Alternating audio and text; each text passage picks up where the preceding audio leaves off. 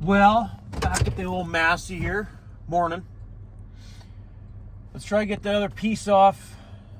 See if we can get that piece off the shaft. And then we'll run to town. Make the parts call out fee. See if they got the parts at least. And get her back together. There's a reason that's broke. And there's a reason that bearing blew out. That piece broke because the bearing blew out, I think. But why did that bearing blow out?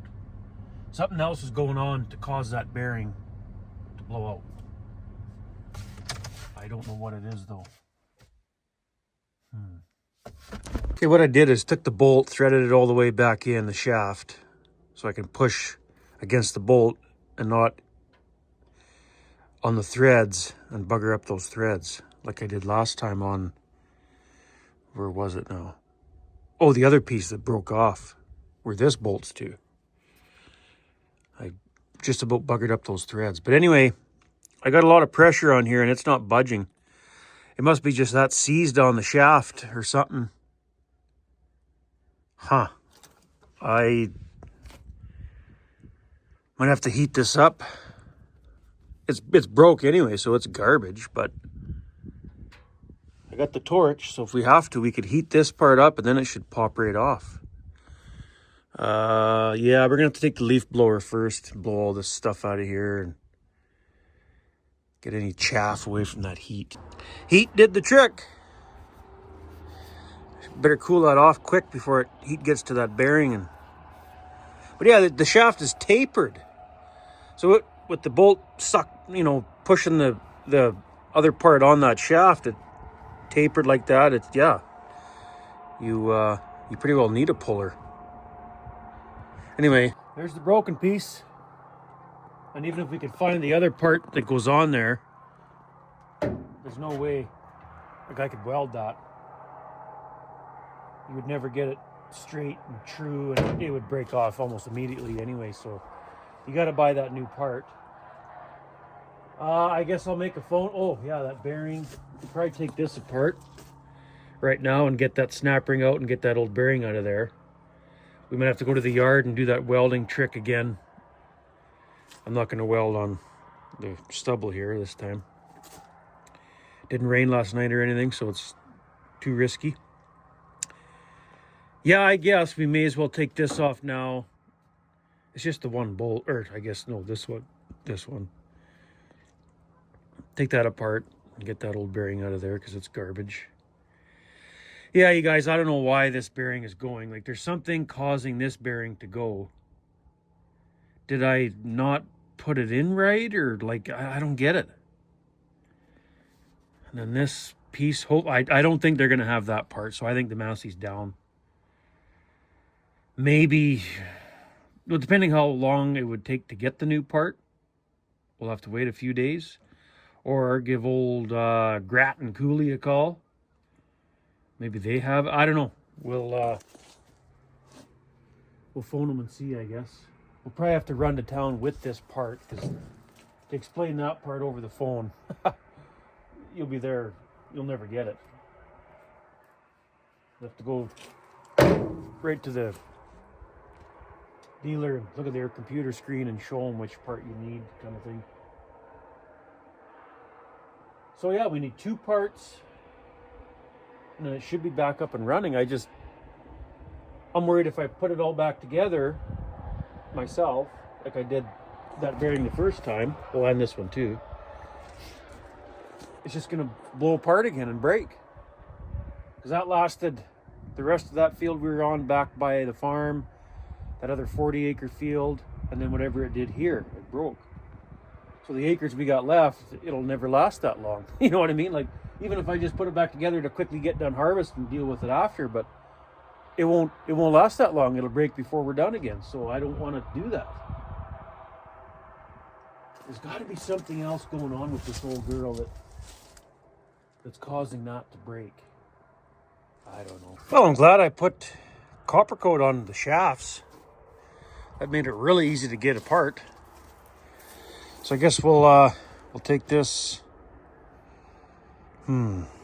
Yeah, we'll take this to the yard, I guess. Pull that snap ring. Do the weld around the race. Old part of the bearing trick, and it should pop right out. Because, yeah, I'm not welding it here. All right. So I was thinking the new to me service, or other new to me service truck has the vise on the deck. Let's put that piece, this piece, in the vise. Weld around that part of the old bearing and get her to pop out of there. Yeah, I don't know, this truck. It's kind of what I wanted, but slip tank, go in there. Welder, we'll have to find somewhere to mount it. I'm not quite sure where that's going to go yet, but we'll figure it out. So we need the slip tank, the welder, and then I'd like to get a better compressor, but that one will have to work for now, and it should all fit in there, but then there's not a lot more room for the other stuff. But then you got the cabinets, right? It's got cabinets both sides. So I'm hoping, you know, spare parts on this side sort of thing, or tools you don't use that often. And then this side, obviously, oh, I've never looked inside the cabinets yet. I bought this sight unseen. Wow. It's interesting. Let's take a look inside together. Oh, whew. I thought it was going to be all rusted right through or something. At least this one's not. There's a hole there. We'll have to gob that up, so, you know, road salt and stuff. Well, I won't be using this much in the winter, I guess. Won't be using it all in the winter, come to think of it.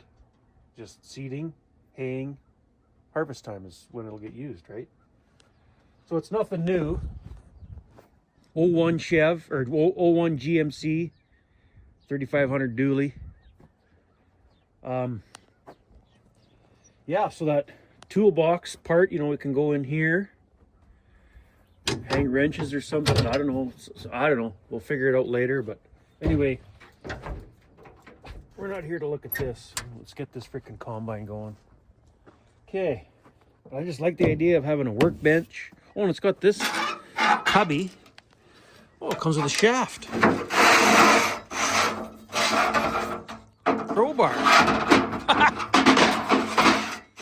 Right on. That's kind of neat. Goes the full length of the box by the looks of it. Cool. Oh, the tab broke off for the... Oh, no, another little... Huh.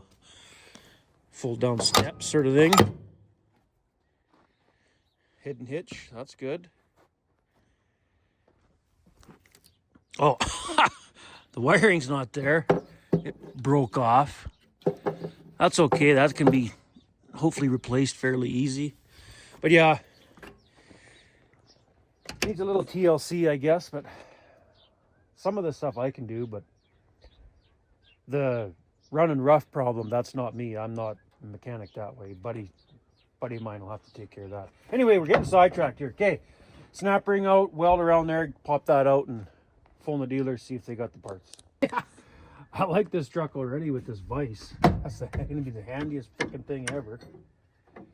Okay. See if we can get this thing out of there now.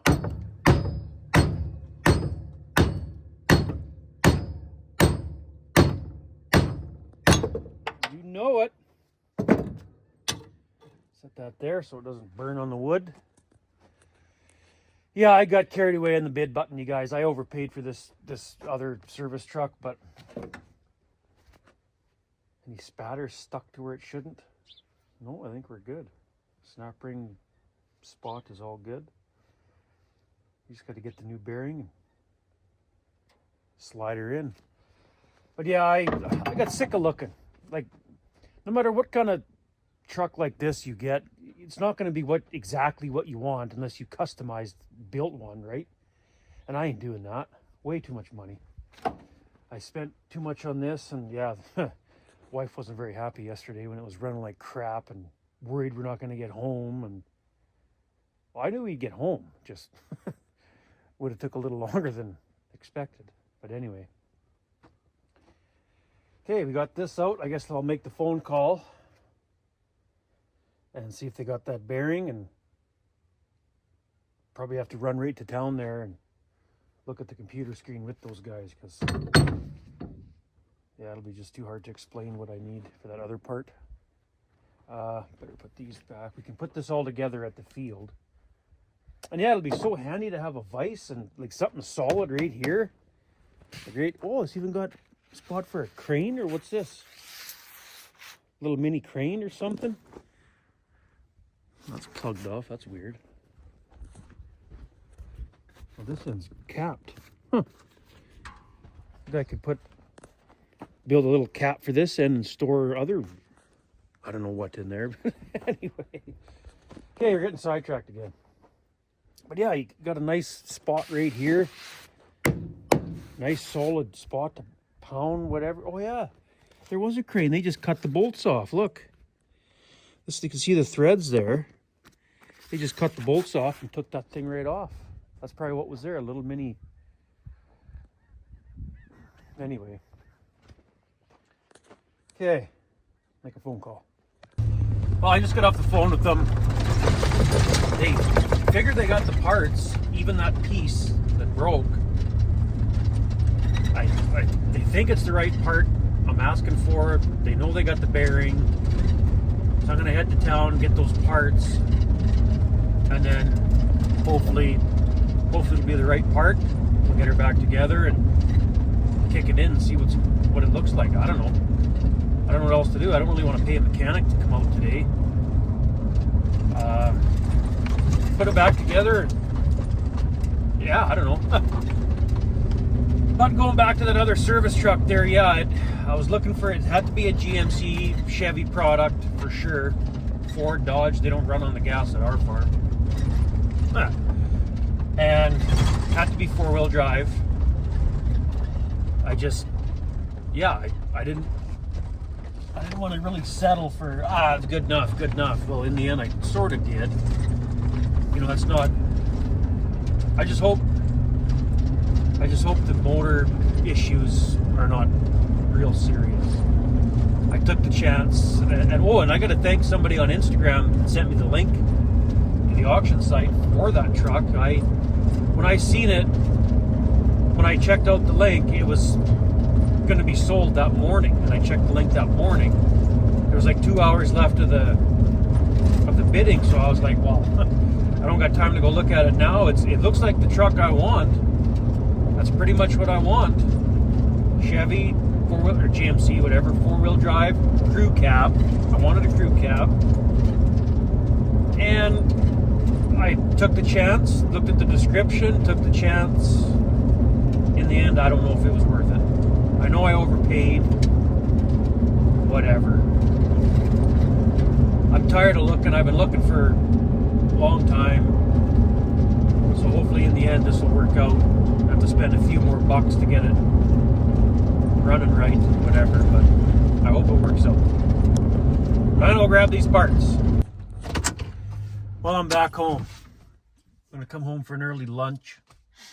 For the first time ever, the old Massey really let me down this time. They don't have the parts on hand, like this part here. It's got that taper inside there.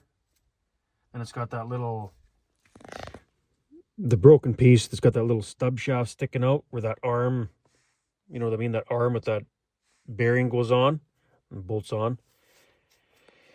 They don't have this part here on hand. They had the bearing that I just replaced not that long ago. They had that bearing right here. They got the bearing on hand, but not this piece. They won't have this piece till Tuesday.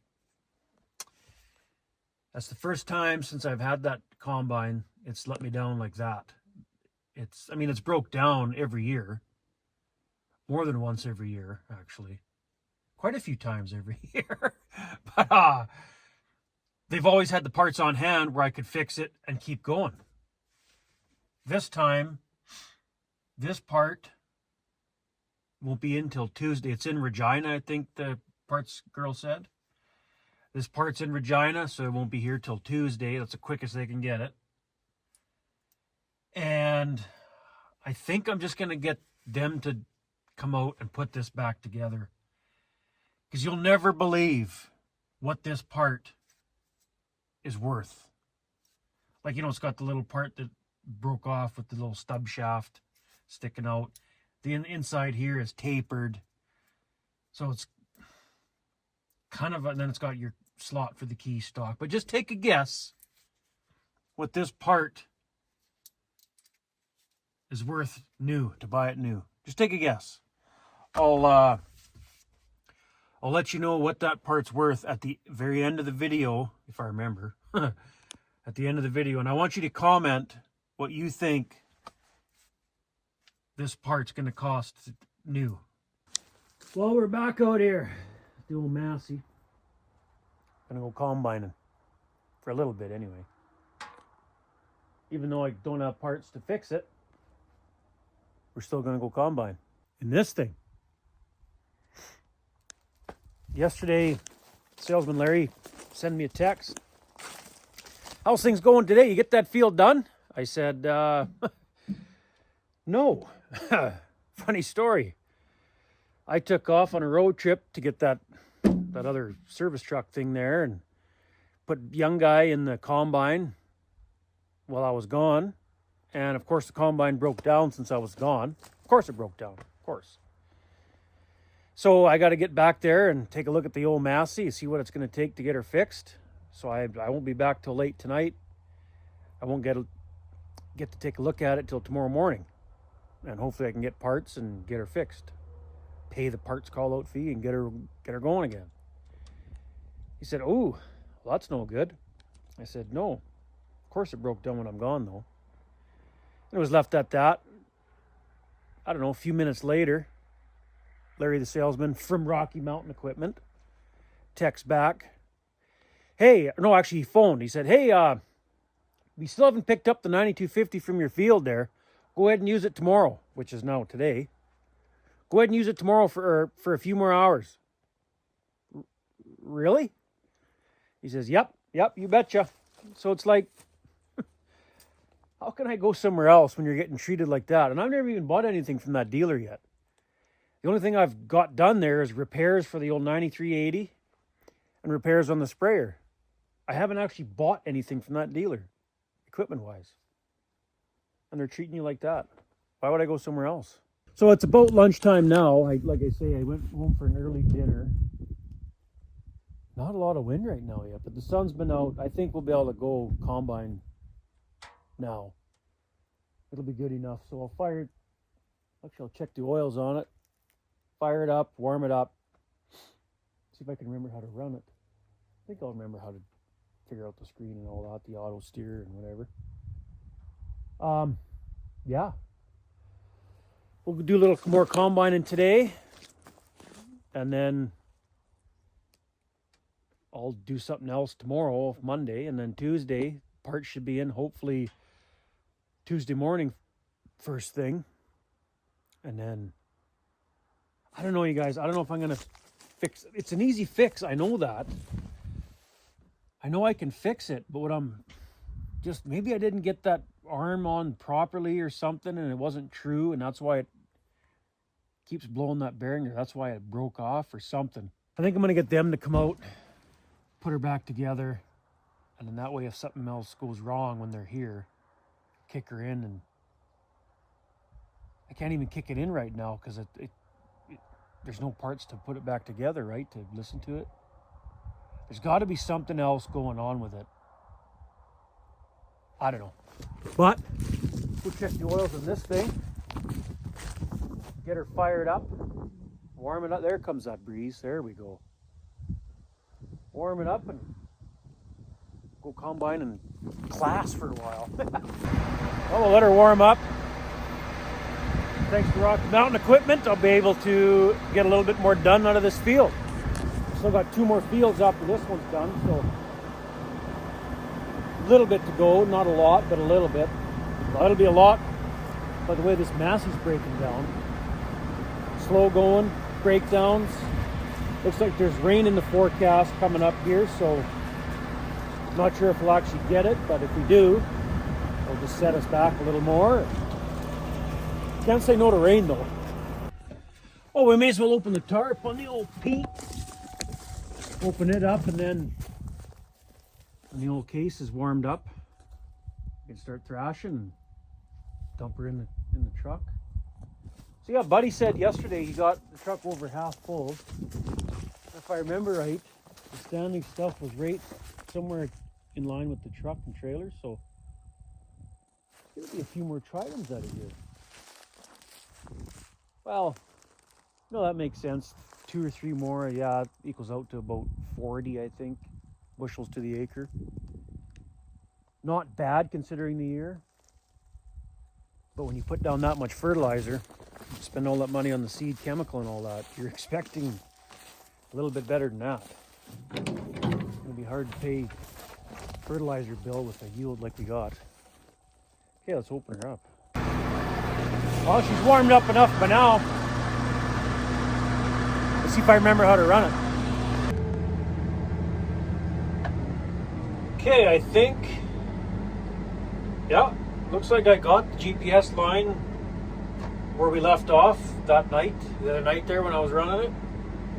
A couple buttons you got to hit to get back for your auto steer to be ready to engage on the resume button sort of thing, but not hard.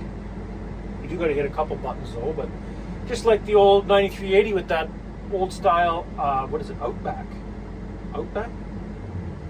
Yeah, Outback auto steer with the light bar thing or whatever.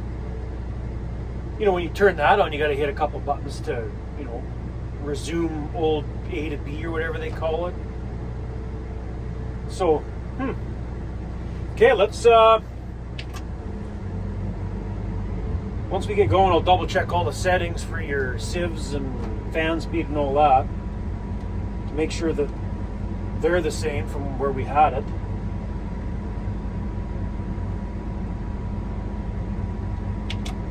Okay, we're thrashing in the 9250 again. Got her figured out. Wasn't hard, just like I say, a couple of buttons for the auto steer to get going again, and away you go. And you got your basically resume button for put your header down and float along, and then auto steer button, press that, gets on the line, and away you go. Pretty uptown. Pretty uptown. First operative today with the 9250. The more I run this, the more it's going to be harder to go back to the old Massey. But I mean, at the same time, I know this combine is just way out of budget, right? So this particular machine ain't going to happen. So that way it'll be easier to go back to the Massey knowing this one just ain't going to work. But ideally, I'd like to find like a 9230 is what I'd like. But to find one with lower hours, good price, probably won't be easy. I don't know. But another huge shout out to Rocky Mountain Equipment, giving me this thing to use for a few more hours today. That's going to help out huge, right? Like the amount I get done with this thing today will be just like the Massey was going today and tomorrow. So really, it'll be like the Massey was never down. You know what I'm saying? Like once it does get fixed, the amount of acres this thing will cover today, like awesome. So awesome. So once again, 35-foot Macdon flex header. And the salesman brought out the 35-foot only because that's what was available at the time. He wanted to bring a 40-foot header out, but a 40-foot wasn't around. This was around, ready to go, field ready, so this is what he brought out. Otherwise, yeah, he'd have brought a 40-foot. Because I think if I was going to buy a Class 9 case combine, I'd want a 40-foot in front of it. But either way, this gives you an idea what the 40-foot's going to be like. You know, like this land isn't really hilly enough to really test out a flex header, but gives you the gist of it. There's where I got stuck with the drill, the old 9380. Pretty good ruts there. I'll have to come back with the tractor and that vertical till thing and smoothing out some ruts there. And then there's some other another field, I think there's ruts too. Do that later on in the fall here, once combining's done. I'm getting pretty used to running this thing. I kind of like it. But anyway, the truck's full. We'll fire it up, warm it up, air it up, all that. I'll run over to unload it, come back and try to get her filled again. While the peat's warming up and airing up, take this combine, park it down over there, because I kind of cut the field in half sort of thing, so that we got from there back that way, it's all done. So we got from there that way to do, and the passes are shorter now. They're not half-mile passes, they're probably only quarter mile. Maybe a little over a quarter, because it's probably a little bit over halfway across the quarter, so probably a little bit more than quarter mile passes. But yeah, either way, we'll go park the combine over there, so when we get back with the peat, where we park the peat, the combine will be right there. Jump in and start thrashing again. So let's run this over there and walk back. Okay, we're back in the field.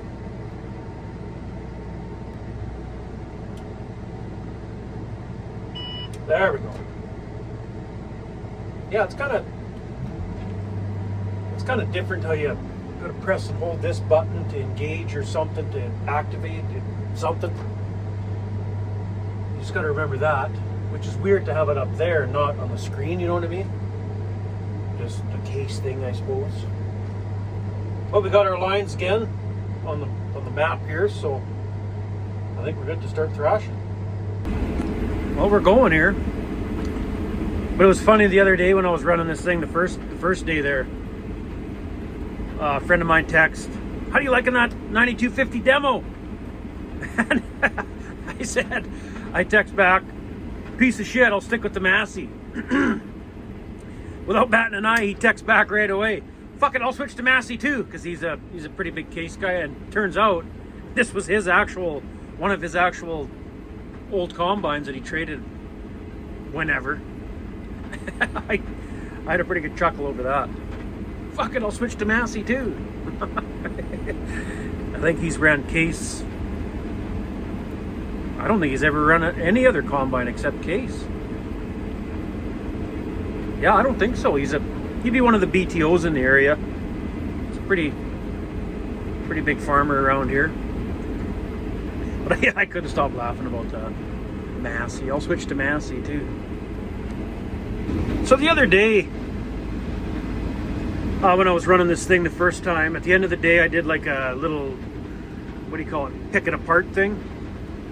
And it was just little things that I was picking apart, right? Because that's what I remembered about it. And that's what I had noticed just by running it the one day. You know, running it one day, you're not going to get a really good feel for it. You know, what's it like taking the header off, hooking up the header behind the combine, going to the next field, unhook from the header, get the combine hooked up to the header, you know what I mean? Like changing from peas to wheat to canola, you know what I mean? Do you have to change concaves or any of that stuff? I'm not going to know, right? Just by trying it one day, or I guess 2 days now. But yeah, the more you run it, obviously, the more comfortable you're going to be, the more you're going to like it. No matter what it is, you're going to get used to it and like it more, I think. But no, it's a pretty snazzy combine if you ask me. It's quiet in the cab. Well, compared to the old Massey anyway. That Massey growls pretty good in there, especially in this green stem canola. Cab shaking, steering wheel, you know. But I think I'm going to go back to swathing canola next year. Some of it. Swath some, straight cut some. Oh crap. Got off track there since I moved the steering wheel. That's why I started to miss a little sliver back there. Oh well. It was just a little.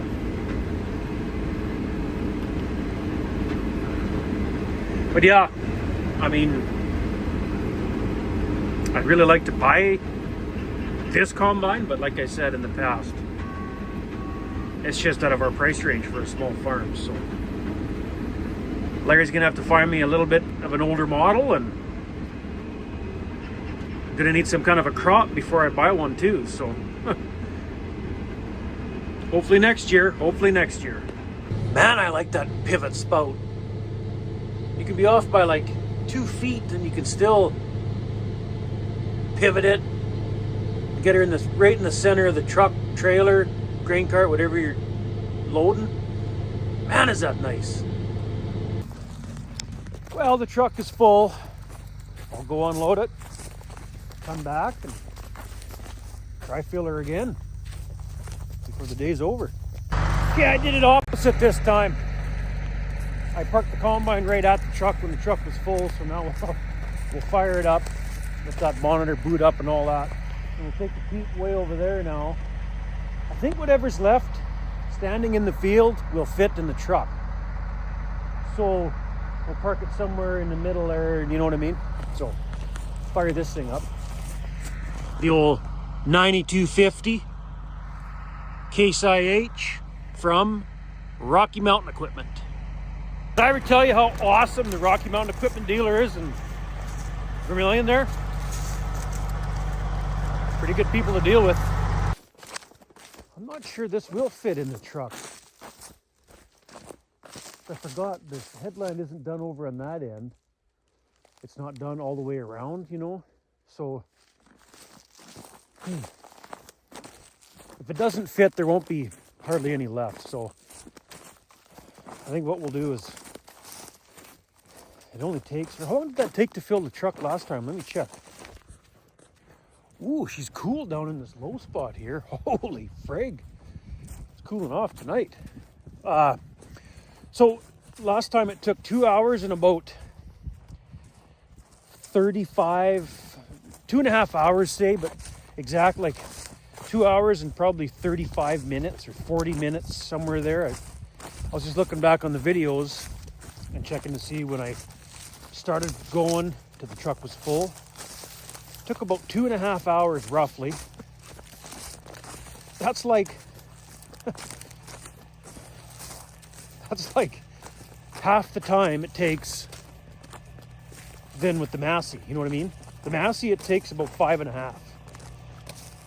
So half of 5.5 hours is what? Like, it's literally double the production of that Massey.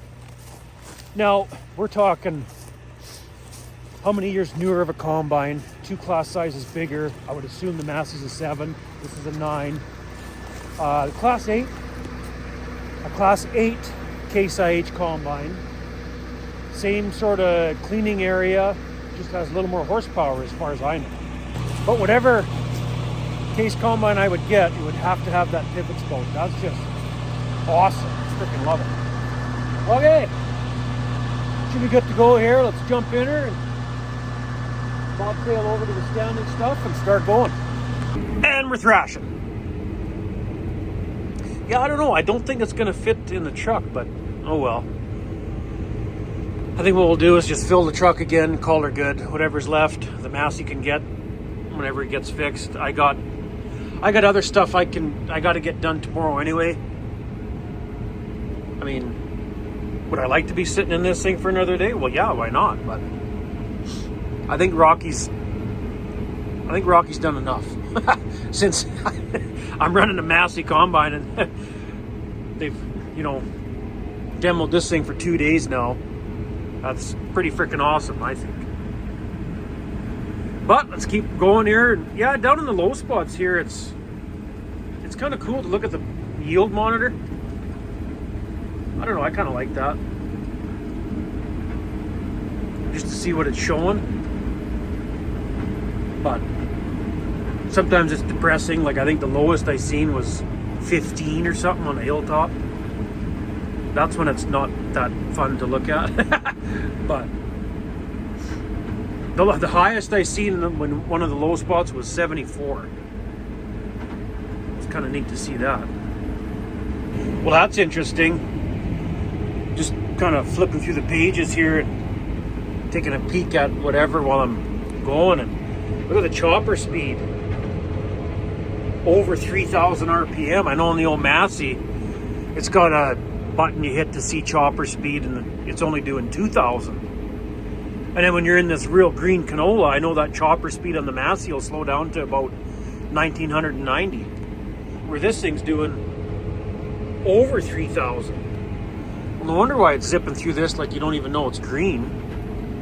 That's holy crap, 3,000. It's good. Chopper up. If I ran something like this down at the in-laws, I don't even think I'd harrow. It chops it up so good. There's no point harrowing it. It chops it, spreads it. You don't even, you know what I mean? Where the Massey, it just doesn't spread it as well. It chops it okay, but doesn't spread it evenly, if you know what I'm saying. With that single rotor coming right off the rotor down into that chopper,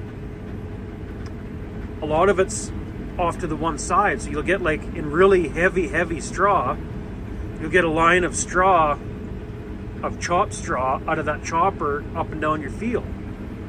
But normally we don't get real heavy on the hilltop, so it's just in the low spots that Massey will leave a line of straw that's kind of a big tuft, you know what I mean? I don't like that. That's another reason why I harrow. And this land, this particular land, I would harrow it. I'm going to harrow this anyway, just because it's full of big cracks, you know, dried right out. So I think if a guy harrows that, it seals it up for the spring better and holds the moisture better. And I don't know, I think. But whereas down at the in-laws, it's sandy land. You don't get those big cracks. So there's really not a big reason to harrow down there. Just, I guess, to spread the sprayer tracks, stuff that's tramped from the sprayer, maybe. I don't know. Other than that, there's not much reason to harrow down there.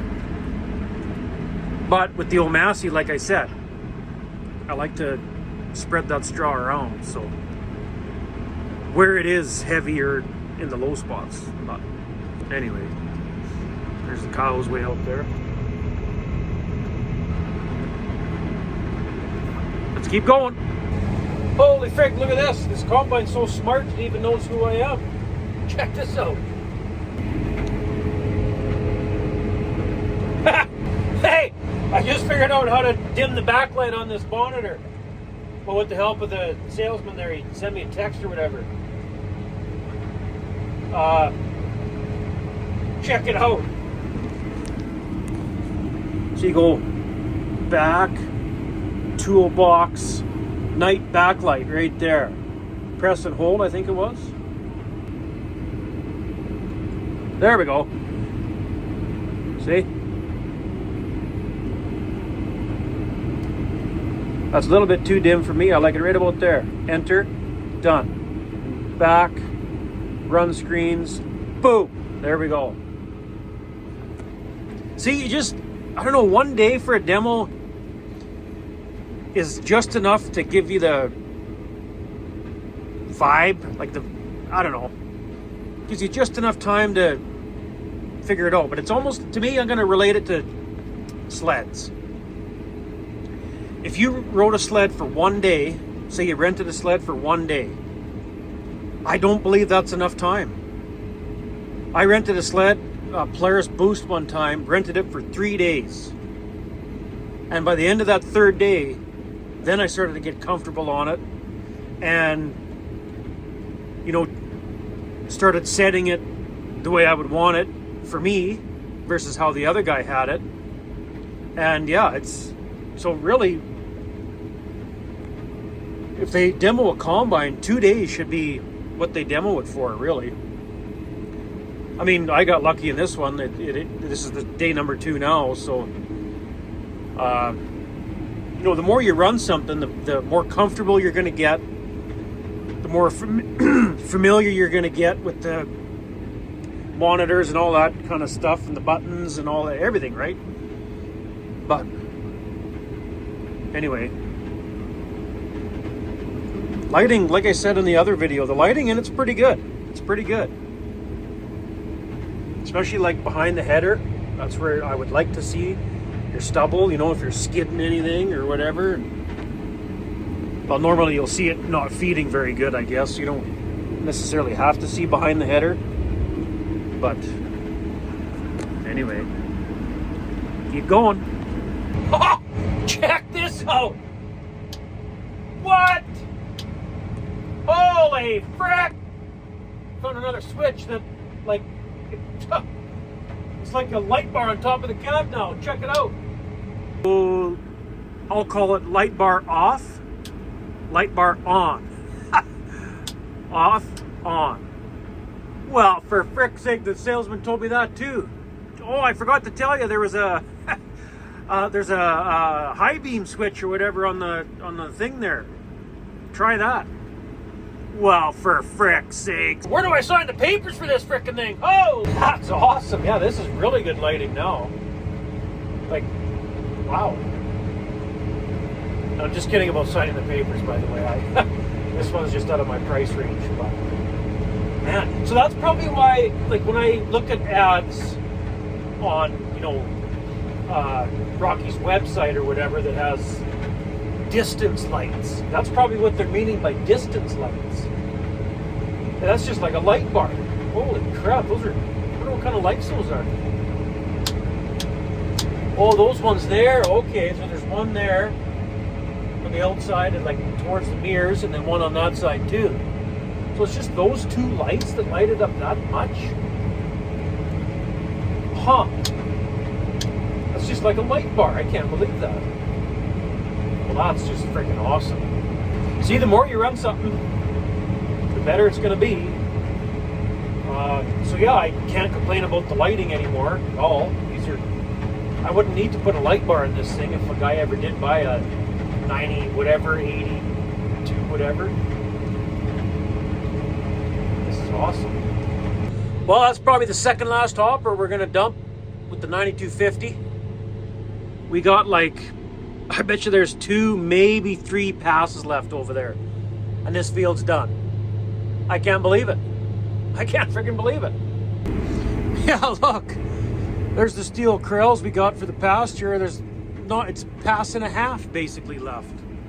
I mean, either way, 2 passes, but I did not think I would have got this field done today. It looked like there was a lot of acres left here, but with this 9250, it gobbled it right up. Like, I can't get over that. I'm just so used to the Massey, right? What this thing did today would have took me 2 days to do with the Massey. This thing's literally twice as fast as the Massey. It's like having 2 Masseys out here. I can't get over that. Well, that's it. Hopper's empty. The field's done. What time is it? 10:07. Ooh. Never really said what time I could go till or whatever, but hopefully that's okay. Just after 10. That's what time I was gonna go till 10 o'clock-ish. If the truck was almost full at 10, do another hopper to fill the truck sort of thing and then shut down. This worked out like perfect, really. I can't believe this field's done already. Holy frick! This is like two 9790 Masseys. Wow. Well, that's that. I guess the rest of the field did fit in the truck, and then some room. Like, there's probably another hopper and a bit that would fit in the trailer yet, so judgment was a little off, which is normal. I can never judge what's, you know. But this field's done. Oh man, that's freaking awesome. Yeah, look at this. Distance lights off, on. That's freaking awesome. Oh man, this thing. Well, I might as well shut them off now. Anyway, let's talk about something quick. So, now that I've ran this thing for 2 days now, got pretty comfortable. Well, I got a little more comfortable with it than the first day, that's for sure. But what I did today literally would have took 2 days with the Massey. So, if we think about it, if I had a combine like this, like something similar to this, Not necessarily the 50 series, it's just too new for my budget. But if I had even an 8230, 8240, 9240, 9120, whatever you guys are talking, there's a couple comments now. Something similar to this, to do that same production, like 12 to 14 acres an hour is what this thing was doing, which is double of what the Massey's doing. I figured the Massey was doing about 5 to 7 only. So if I ended up getting a combine similar to this, my harvest time would be cut in half. In half. That's crazy. That's freaking, like, I think I'm at day, I kind of been dragging my feet though this harvest. I'll tell you that straight. Like, I haven't really worked late nights. Just twice that I remember. Worked till about 2 in the morning. Once on the wheat. And did I go late in the canola now? Yeah, once on the canola. That was it. I didn't feel I had to work late. The weather just kept looking good and good and good. And then the way bin space is, this green chaffy canola, I do not feel comfortable putting it in the bins without air. That green chaffy shit. So I've been hauling a lot right to the right to the elevator. And for the second reason hauling to the elevator so much, I know I've got a couple comments now. Do you keep any grain for the winter? Sometimes. Not this year. Won't be keeping that much because there's not many bushels. And I got a lot of payments coming out. Last year was a bad year. I fell behind. So, but to cut harvest in half, that blows my mind. Like, what day is it? How many days now is harvest for me? 30, hang on. Yeah, day 39 today. And I still got 2 more quarters of canola to go. So with the Massey, that's probably another week because of the breakdowns. So another week, day 40, it's almost 50 days. Well, let's pretend things go good with the Massey once we get this next repair done. Let's say we do it in 5 days. That's 45 days of harvest, a month and a half. I've never harvested that long.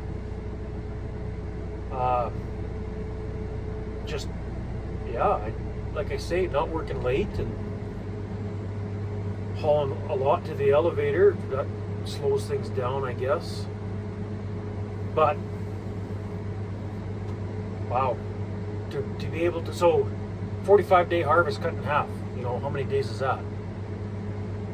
That's, wow, that's, I'd be able to handle more acres. Buy more land. Just kidding. Sometimes you got to be happy with what you got. I was happy with that Massey combine when I first got it. But at that time, I was only doing like 700-800 acres. That's it. It handled that no problem. Like it felt like a breeze.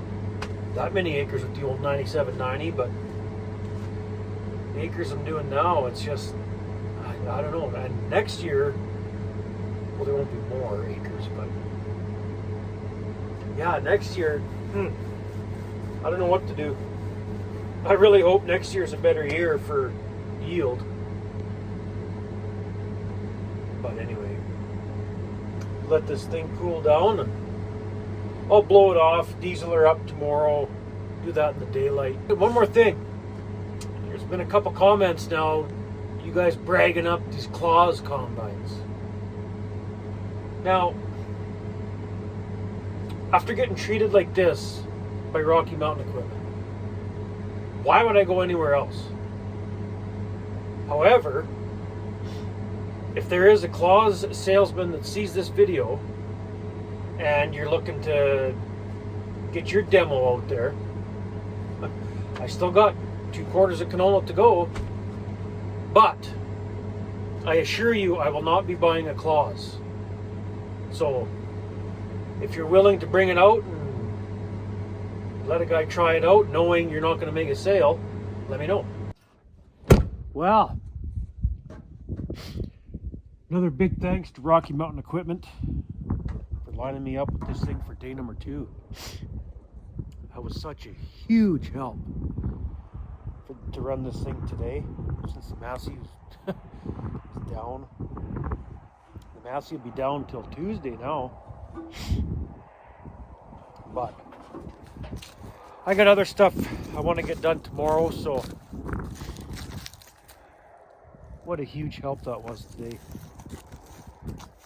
Literally 2 days would have took me to do what was left in this field with the Massey.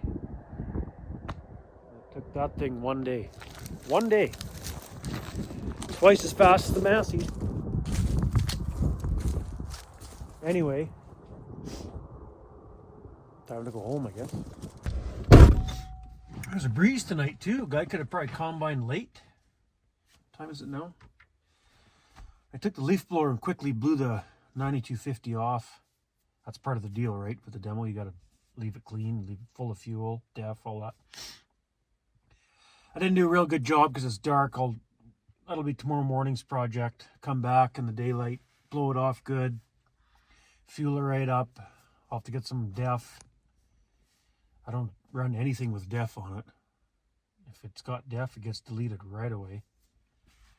But I guess that's it for today's video. So if you made it this far into the video, thanks for watching. See you in the next one. Wait, I almost forgot. This thing new. This part right here, well, like with the little stub shaft on it. Guess how much that is?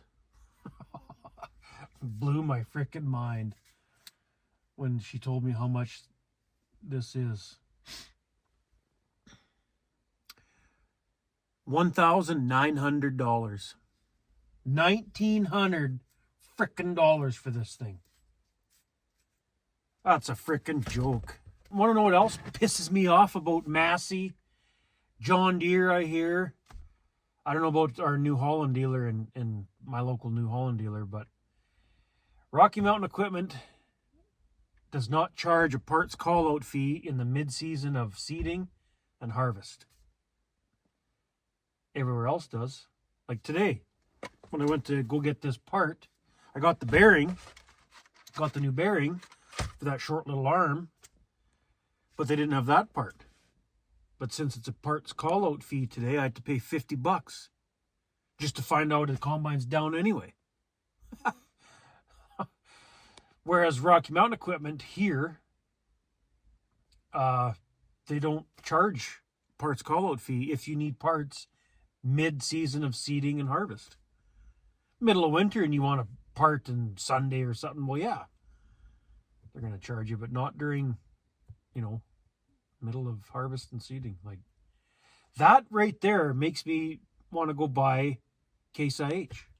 Makes me want to go buy everything Case IH just because of that reason right there. Like, I feel like selling, and then after what Rocky did for me the last couple days here, makes me want to go find anything on the farm that's not Case IH, sell it, buy all Case IH. The Pete's not a Case IH, well, fucking, maybe Rocky will start building Case IH big trucks or something, Like, anyway, I gotta go.